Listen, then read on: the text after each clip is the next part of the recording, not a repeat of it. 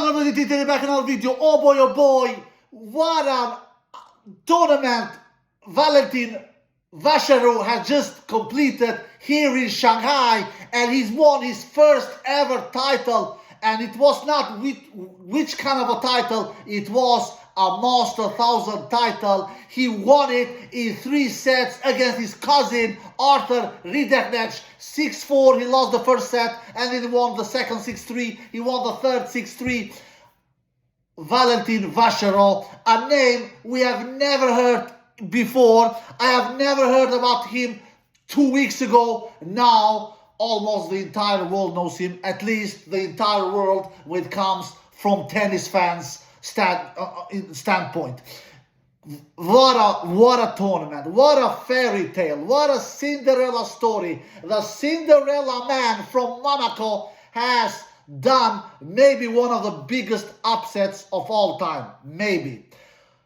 For sure, he is the lowest tennis player ever to win a Master 1000 title, which with his ranking being 204 in the world. He won all in all 9 matches, 2 in the qualifyings and 7 in the main draw. He came back from 1 set down in 6 matches. So, and he all in all won 7 matches, I believe, in 3 sets. I'm sorry, 6 matches he won in 3 sets, and only 2 matches he won in straight sets. I mean, accounting with the qualifying matches as well. This was a guy who was the alternate. He was not even planned to play the qualifying matches. He was the alternate. Nardi pulled out because of injury, and because of Nardi pulling out, Valentin Vacherot, he played the qualifying, and he actually was 2 points away in losing one of his qualifying matches. 2 points away.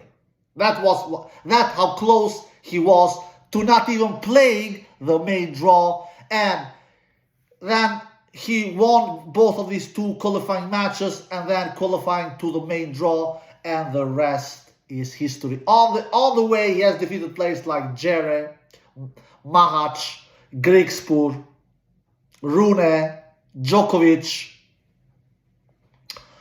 and of course, in the final, he defeated his cousin, Arthur Rinderknech, his more famous cousin, because his cousin has been around on the ATP Tour longer than what Valentin has been. So, but he defeated him in 3 sets after losing the first 6-3. And in the first set, Arthur was the better player. And I actually thought that after seeing a couple of games in the first set, Arthur looked sharper, looked better, served better, and looked just the more solid player. But nevertheless, in tennis, you never should count out a player until the fat lady sings. Until that fat lady has sung her song, you should never count a player out. That is a lesson that I should learn. Not that I always do that, but in this case, I did it. I predicted that Valentin will win this match before this match started in 3 sets. In that video called Novak Djokovic will never win a big title again in his career. Another big title in his career. It is game over, Novak Djokovic. In that video, I predicted that Valentin will win this final in 3 sets. But unfortunately, after seeing a couple of games in the first set, I changed that pick to Arthur Rinderknech winning this final in straight sets, which I, of course, got it wrong. I should have stick to my gun and never changed my prediction. Nevertheless, I am a horrible predictor, according to some of you guys. That's why I just came home from work, because I obviously I have no idea how to predict tennis matches. I obviously am horrible in doing that. At least according to you guys, At least that has been the case here in Shanghai, and I have got a lot of crap, a lot of criticism for that. No problem. Give it to me, baby. Send it to me. I am here to take all the offensive attack that you guys are giving me. That's why I go to work, because obviously I can't live on betting on tennis matches, because obviously I don't know how to predict matches, so I need to work. That's why I am a working guy. So, because predicting matches, it is not going my way. At least that has not been the case here in Shanghai. I'm not, guys, every tennis analyst wants to have his predictions right. When you get your predictions wrong, the ego doesn't like it. Everybody has an ego. And I, of course, have that too. But that doesn't mean that I cannot take some heat. No problem. I can take the heat that you guys give me. It is no problem whatsoever. I know what I know about tennis and what I don't. I know one thing. I am more right than wrong. That is a bloody sure thing. I know that I am over 50% right in my predictions. I know that. I know this for a fact. And nobody can come here and say to me that nobody in the entire earth can come here and say to me that, yeah, I had an idea. I thought that this alternate guy who was not even qualified to play the qualifying matches, he will go on in a run and win freaking 9 matches and become the lowest ranked Master 1000 champion ever, and win 6 matches after being 1 set down, and come back in 6 matches when he was 1 set down. If someone of you can come forward and say that, yeah, I knew that. Now, if you did that, why didn't you bet a lot of money? You would have been millionaire now. Just imagine if somebody of you guys would have done a bet and put money on Valentin that he would be, before the event started, that he would be the Master 1000 champion. Imagine how much money that guy would have won.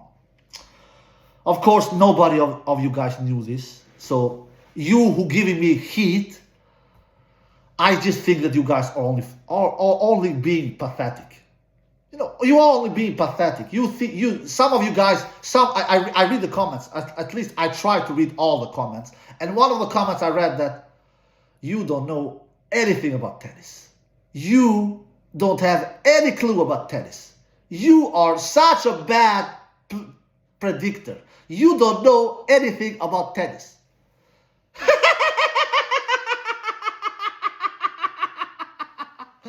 Oh dear God, I don't know what to do, to laugh or to cry. It is more fun laughing, so I will laugh. Yeah, I don't know anything. I don't know a shit about tennis. Yeah. I don't know anything about tennis. Yeah, I'm so bad predictor. Yeah, go watch my videos since 2019. Go watch them all. Over 500 videos. I don't know how many videos I've done in 6 years. And go watch them and just make a conclusion how bad I am in speaking about tennis. You guys who comment, you are tremendously good. You are bloody good. You know everything about tennis. You know what predictions are? Most times. You know what they are? They are guesses. They are guesses. Besides when it is a obvious thing, like when Nadal plays the French Open tournament. When Nadal was playing French Open tournament, we were not guessing there. It was a 93% certain thing that Nadal would go on and win those French Open tournaments. Because it was obvious that the dude was very, very hard to defeat. Or Djokovic at Australian Open. Not as good as Nadal, of course, because Djokovic has not won 14 French Australian Opens, but he bloody won 10. And 10 is also a tremendously good effort doing. Unbelievable effort. But it is not as good as 14, like Nadal won French Open 14 times. And Federer at Wimbledon as well. Also, he won 8 Wimbledon titles, which is also really, really good. So, in those 3 occasions, Nadal French Open, Djokovic Australian Open, Federer Wimbledon, we were not guessing always, especially not in the Nadal case. There, it was obvious who will win those 3 tournaments, especially in the Nadal's case. Other than that, in most cases, we guess. We have an idea how the match will go on, how the game plan will be, how the players will match up against each other. We have an idea, but we don't have the 100% answers before the event started. Can somebody of you tell me that one of you guys knew before this final and was pretty sure that Vacherot will win this final? I had my idea. I thought that he will win it because I thought that it is writing on the stars that it is meant for him to win this bloody thing. When he landed in Shanghai, he didn't even know that he will play the tournament in the beginning, in the first place. He didn't have any idea. He didn't know he didn't even know that he will be playing the event in the first place because he was the alternate. And for him to play the event, somebody needed to pull out, like Nordi did, and then he had the chance to play the event. Not the main event. He needed to win 2 qualifying matches, which he did, and he was almost knocked out there. He was 2 points away in losing one of those qualifying matches. And after that, he has won 7 matches in the main draw. And in 9 matches total that he has won, combined with the qualifying matches, he has won 6 of those matches in 3 sets. And in those 6 matches that he has won in 3 sets, he has been 1 set down in all of those 6 matches. So it is not like he has won these matches like a walk in the park. So can somebody of you come there and tell to me that, yeah, I was the guy, I was the girl, I knew this bloody thing, that this man would win this freaking thing? No, of course not. Nobody, for God's sake, knew this. And even in the final match, not many believed that who will win this match. We were guessing. Somebody believed Arthur. Somebody believed Valentin will win this match. We were bloody guessing. Even me, when I did my prediction yesterday after the Djokovic lost the match against Valentin in the semifinal, I said that I will give Valentin 51% winning chances and Arthur Rinderknech 49% winning chances. Do you know what that means? I don't have any bloody idea who will win the match. The match can go either way. It is a toss-up. That was exactly what I said. So I was more or less guessing.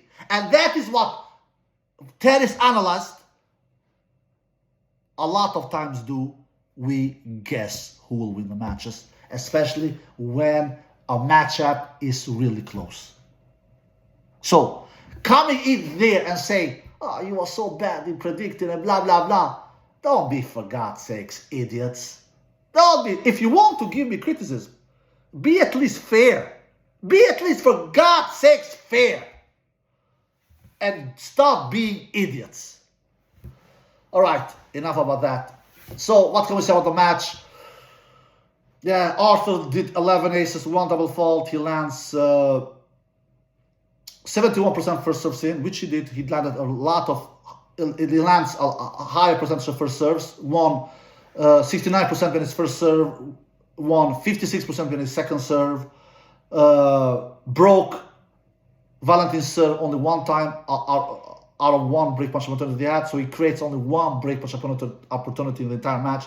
And he converts in only 1 of that he had, which was in the first set, in the beginning of the first set. And after that, he never broke Valentin's serve or even created more break punch opportunities. So that there you have, all in all, he won 74 points the entire match, Arthur Rinderknech. He was pretty good at the net, actually, Rinderknech. I believe he attacked the net 19 times and won 18 of those net approaches, which was extremely, extremely good, over 90% if I'm not mistaken. So, Valentin's numbers: 8 aces, 1 double fault, lands 68% first serves, which is really good. Won 78% when his first serve. Unbelievable stuff. Unbelievable stuff. He was almost untouchable on first serve. Almost untouchable.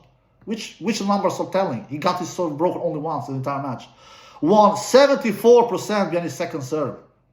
Unbelievable great things. He won almost as much points behind his second serve as he won points behind his first serve. Behind his first serve, he won 78%. Behind his second serve, he won 74%. Compared with Arthur Rinderknech, who won 56% behind his second serve. 56%. Valentin, he wins 74% behind his second serve. Huge difference. Huge difference. He broke Arthur's serve 3 times out of 14 breakpoint shove opportunities that he had. He had a lot of breakpoint shove opportunities, especially in that third set. He created a lot of breakpoint shove opportunities in the third set. Valentin, which was really, really great stuff from him. So, and all in all, in the entire match, Valentin won 87 points compared with Arthur, who won 74 points. So Valentin Vacherot won 13 more points than Arthur Rinderknech in this final. So this family cousin affair ended with a Cinderella story where the lowest ranked player ever in history to win a Master 1000 title, which he very, very, very well deserved after doing his tournament of his life. And after the match, they of course hugged each other really, really long, because they are family, they are cousins. I know I have a lot of cousins, and with some of my cousins, I have an unbelievably great contact.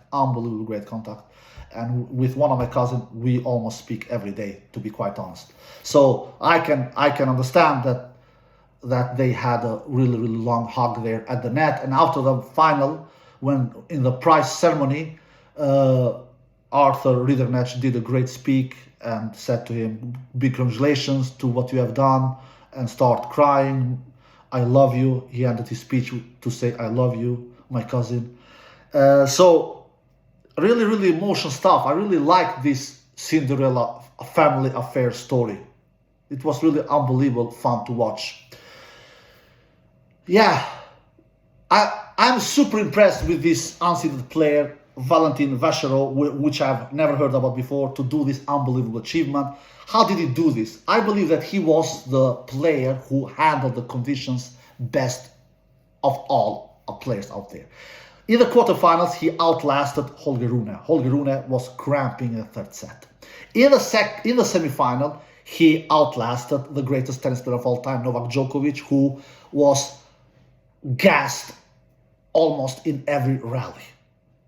We all know that the player who has looked the worst when it comes to the physicality standpoint, it is Novak Djokovic. He was hitting a physical wall in every match. And against this physicality monster, Valentin Vacherot, who didn't look bothered at all from these humid conditions, Novak Djokovic didn't stand a chance. In the final, Arthur Rinderknech started the final best. He looked really good in the first set. But Valentin just bite time.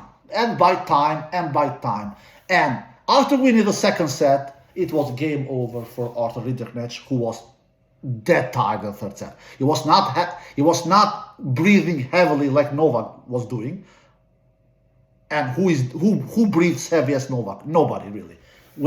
Novak, it is really, really easy to see when he's tired, because he shows it very, very obviously. Arthur Rinderknech doesn't show that as obvious, but I could tell that he was super tired. And do you know how I noticed? When he was missing so many first serves in the third set. He was so tired. And Valentin Vacherot on the other side, he was fresh like a daisy. He was looking so unbelievable fit and fresh. And after the match, in the third set, the match took over 2 hours to be completed. And in that third set, Valentin looked super, super fresh. He was not tired at all. Arthur, on the other side, he was exhausted. And you can see that in the prize ceremony, he had cramp. He when they were getting the prizes after the final and in the prize ceremony, he felt on the floor. He was cramping.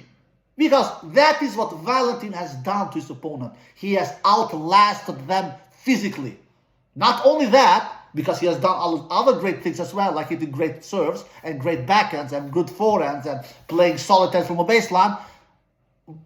He did all that stuff also great, but he also outlasted his opponent.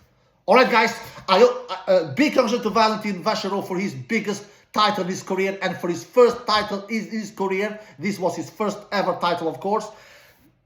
We will most probably never hear about him again. This is how this kind of things works. I hope I'm wrong. I hope that he will be showing great tennis in the future as well, because he's not super old after all. He's 26 years old, so he's actually 4 years younger than his cousin Arthur Rinderknech, who is 30 years old. So I hope that he will go and show great tennis in the future as well, and not be so-called a one-hit wonder. We have seen one-hit wonders before, all right?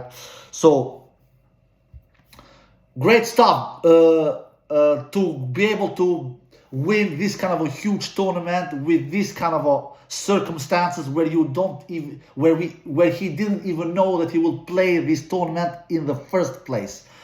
So he take a player like Richard Gasquet, for example, who is from France, and who has won many more tournaments than what this guy Valentin Vacherot has done. He never was able to win a Master 1000 title. The biggest, he didn't even win one 500 class tournament, Richard Gasquet. All of his titles that Richard Gasquet won was 250 class tournaments. He never won a Master 1000 title. Geoffrey Tsonga, another French dude, who is from France. He never won a Master 1000 title. Never. And he also won a lot of tournaments. Much more tournaments than what Valentin Vacherot had done. But Vacherot, like I said, this was his first ever title in his career. First ever title. And he does it with a bang. He doesn't do that with a 250 class tournament. He doesn't do that with a 500 class tournament. He does it with a bang. He does it with a Master 1000 title. Now he has won as many Master 1000 titles as Del Potro, as Thiem, as Cilic, as Dimitrov, Federer, to mention Söderling, to mention some. So, no, I'm sorry, not Tsonga, Gael Monfils. Gael Monfils has never won a Master 1000 title, because Tsonga has actually won a Master 1000 title. He has won. So I did a mistake there.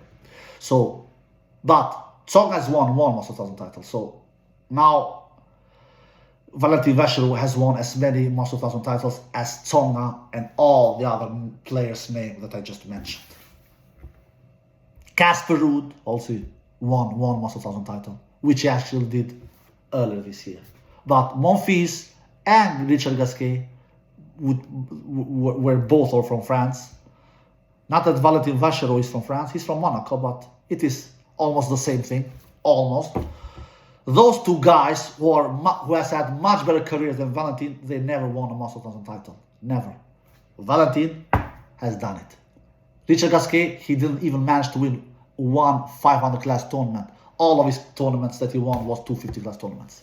Alright guys, because this has been a long video, 25 minutes, I don't know if you guys even will watch this video, because I know that when superstar doesn't win big titles, this video doesn't get many views, and I don't think this video will get many views as well, just because a player who is not a superstar has not won a big title, because Valentin is not a huge superstar. But for sure, I'm happy for him. I'm happy that we got this Cinderella story. The Cinderella man, Valentin Vacherot, has won Shanghai Masters, and has won his biggest title in his career, and has won his first title in his career, and has become the lowest ranked player to ever win a Masters 1000 title in the history of tennis. Alright guys, I hope you enjoyed the video. If you did, give us a thumbs up, subscribe, see you next time. Peace!